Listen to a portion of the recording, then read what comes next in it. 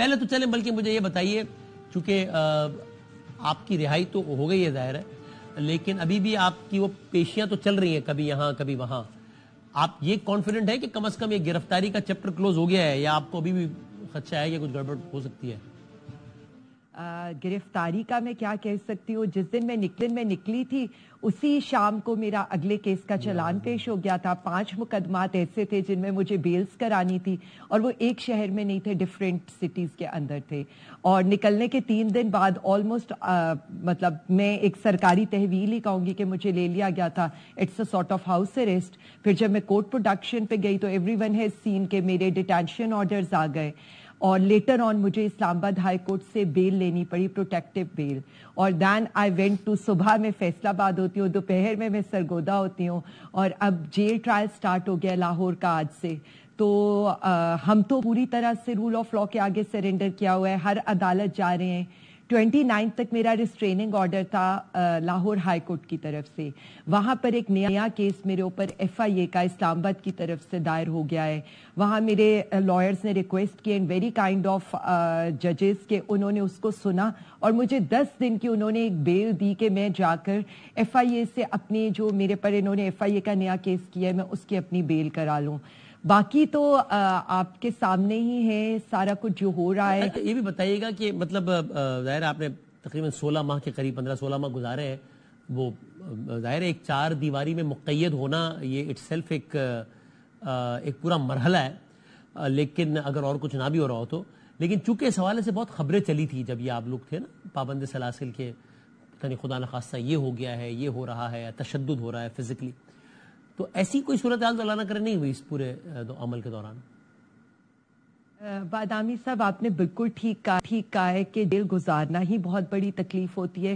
اور جیل میں جو تکالیف بھی آئیں، میں یہ سمجھتی ہوں کہ اللہ نے ہمارے لیے، وہ جسے کہتے ہیں نا اِنَّ مَعَ الْعُسْرِ یُسْرًا، کہ بے شک مصیبت کے ساتھ آسانی بھی ہے، تو وہ رب ہمیں اتنا ہی صبر دے دیتا تھا. آپ کو ویسے لگ رہا تھا کہ یہ آپ ایکسپیکٹ کر رہی تھی کہ آپ کی رہائی ہو جائے گی؟ آپ کو لگ رہا تھا کہ یہ بھی معاملہ اور لمبا چلے گا؟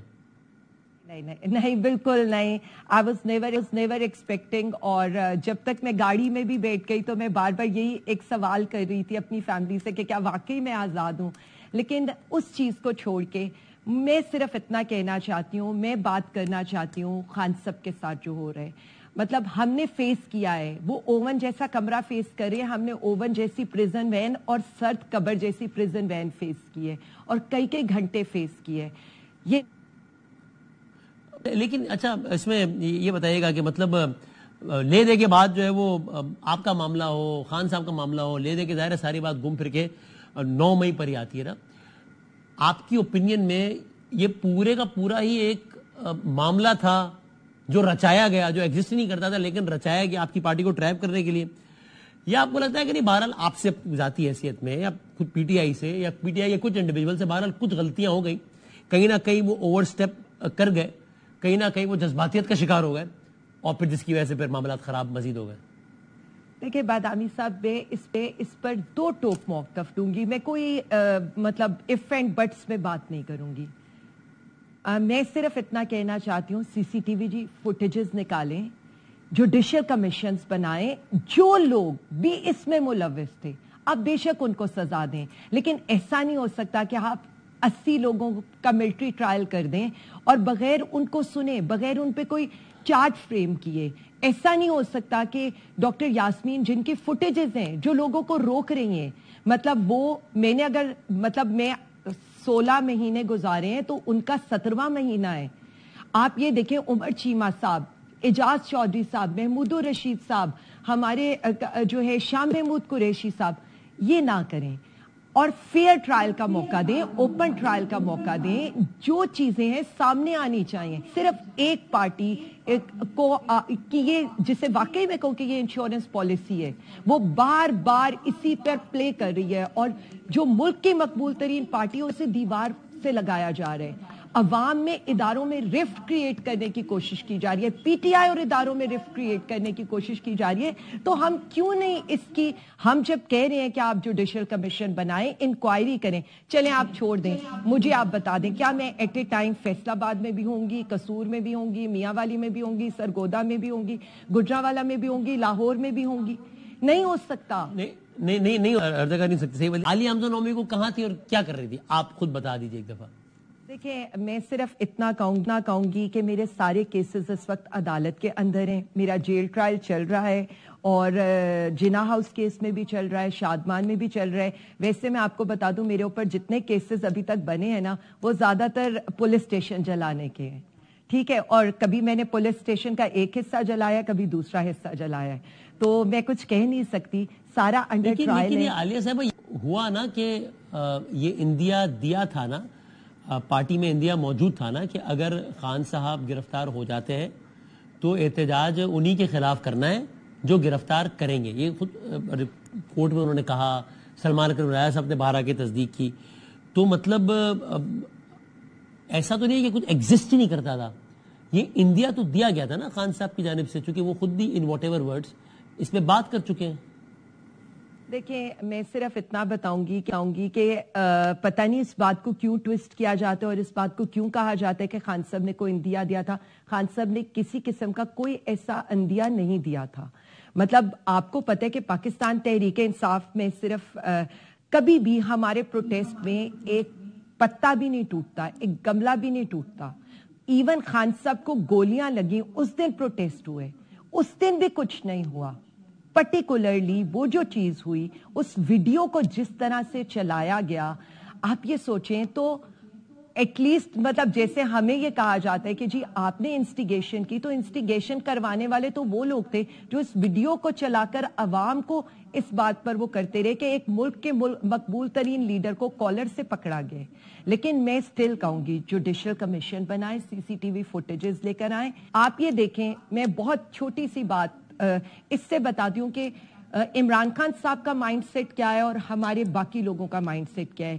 عمران خان صاحب ہمارے کارکنوں کا بیکلیش بھی آیا. 22 اگست کو ایک سٹیپ پیچھے ہٹے, حالانکہ بلوچستان سے کیا, سندھ سے کیا, کے پی کے وزیرستان سے ہمارے قافلے چل رہے تھے. اس کا ریزن کیا تھا؟ اس کا ریزن یہ تھا کہ انہیں یہ لگتا تھا کہ کہیں کوئی ایسا نقصان نہ ہو جائے جس سے ملک کو نقصان ہو.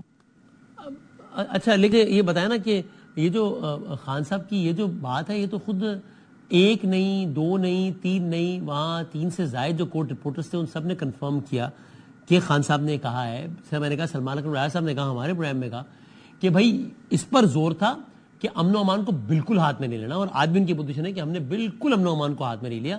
لیکن وہ تو کہتے ہیں کہ ہاں بھائی یہ مقامات پاکستان کا حصہ ہی ہے نا یار, کوئی منع ہے کوئی ان جگہوں پہ احتجاج کرنا؟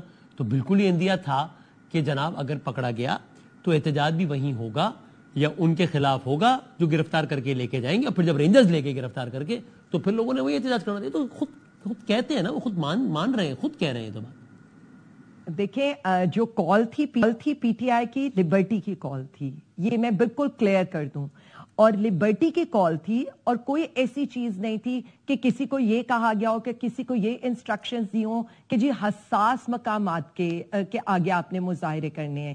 لیکن اسی کا ایک دوسرا پہلو میں دیکھوں تو ایک کانسٹیٹیوشن آف پاکستان بھی ہے جو فریڈم آف رائٹ بھی دیتا ہے, جو فریڈم آف ایکسپریشن بھی دیتا ہے, لیکن فریڈم آف پروٹیسٹ بھی دیتا ہے, لیکن پرامن طریقے سے. نہ پی ٹی آئی انتشاری پارٹی ہے, نہ ہم انتشار کی سیاست کرتے ہیں, ہم پرامن لوگ ہیں. ٹھیک ہے, لمبی فہرست سے اگر یہ بات نکلے گی تو دور تک جائے گی.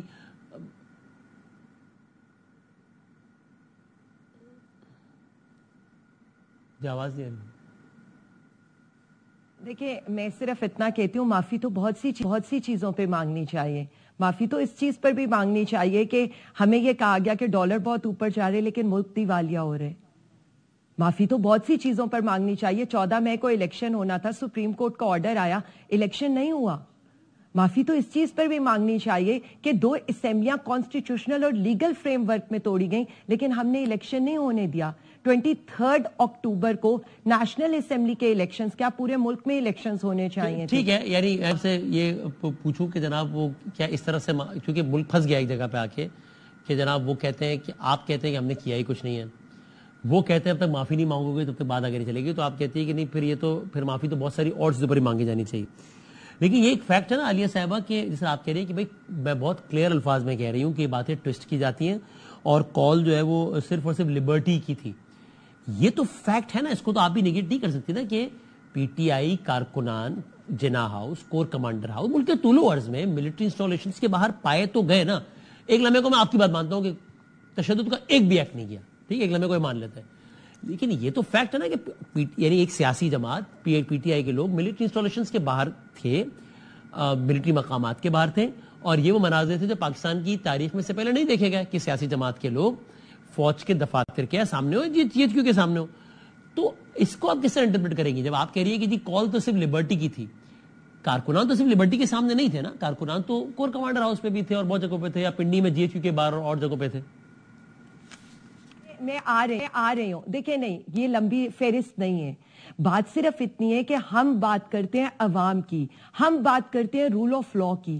ہمارا پرپز اس سے آگے نہیں ہے. جب ہم یہ کہہ رہے ہیں کہ ہم 9 مئی والے نہیں ہیں, ہم 8 فیبروری والے ہیں, جب ہم یہ کہتے ہیں, جب مطلب مجھے یہ سمجھ میں نہیں آتی کہ خان صاحب خود یہ کہتے ہیں کہ یہ فوج میری ہے, یہ ملک میرا ہے, میں بیٹھ کر بات کرنے کو تیار ہوں, تو اس چیز کو ٹویسٹ کیوں کیا جاتا ہے؟ جب ہم کہتے ہیں کہ ہم ایک پرامن جماعت تھے, اس کے بعد سب سے زیادہ وکٹمائزیشن کا نشانہ تو بادامی صاحب ہم بنے. ہاں, لیکن وہی جو میں عرض کر رہا ہوں کہ یعنی کارکنان تو پہنچے تھے نا ملٹری انسٹالیشنز کے باہر, تو کھڑے تھے نا کارکنان پی ٹی آئی کے. میں سب سے پہلے اتنا بتا دوں کہ لبرٹی سے لے کر جناح ہاؤس کہہ لیں, کور کمانڈر ہاؤس کہہ لیں, آپ لاہور کو اتنا جانتے ہوں گے کہ وہاں کا راستہ, اور پیدل اگر کوئی موب چل رہا ہو تو اس کا راستہ کتنا ہے. اور اس کے بعد مطلب ہم تو کینٹ سے ہمیشہ گزر کے آتے ہیں, کیونکہ ظاہر ہے میں ڈیفینس میں رہتی ہوں, تو کینٹ سے گزر کر آئے تو کبھی کینٹس کی چوکی ہم نے خالی نہیں دیکھی. میں صرف اتنا کہوں گی, اسی لیے بار بار کہہ رہے ہیں سی سی ٹی وی فوٹیجز نکال لیں. جو انتشار پسند عناصر تھے جن کی وجہ سے سب نقصان ہوا, ان کو پلیز لوکیٹ کریں. لیکن پوری پارٹی کو اس بیسس کے اوپر, ایک لیڈر کو, اس کے کارکنوں کو, ہمیں دیکھیں اگین جب ہم یہ بات کرتے ہیں نا, مطلب آج میں کہتی ہوں میں میرے پہ ہوا بے گناہی کی میری کاٹی ہوئی جیل بھی بھولنے کو تیار ہوں, اور میں صرف خدا سے کہتی ہوں کہ میرے ساتھ جو بھی ہوا وہ خدا کا معاملہ ہے اور ان لوگوں کا معاملہ ہے. خان صاحب بھی یہی کہتے ہیں, کیونکہ ہماری جو انٹرسٹ ہیں وہ آگے کے ہیں, ہمارا جو مقصد ہے وہ اس سے بہت بڑا ہے.